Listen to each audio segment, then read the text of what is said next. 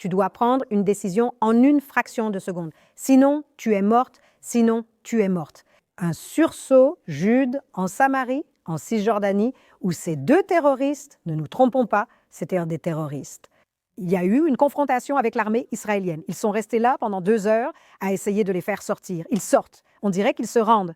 Les soldats de Tsahal nous le racontent ensuite lors des interviews. Quelqu'un a mis la main dans sa poche, on le voit clairement dans la vidéo. Pensant à une menace imminente de fusillade, ils ont tiré sur eux.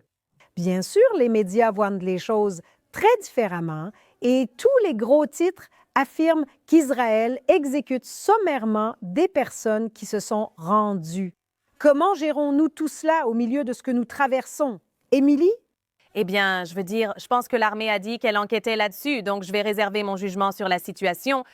Mais ce que nous savons jusqu'à présent, c'est que le djihad islamique palestinien a confirmé que ces deux personnes étaient des terroristes recherchés, qu'elles étaient des membres actifs du djihad islamique palestinien.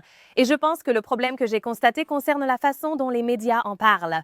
Ils présentent cela comme s'il s'agissait d'enfants palestiniens innocents qui se promenaient simplement dans la rue et que les forces de défense israéliennes les avaient exécutés. Oui. Vacants à leurs occupations quotidiennes.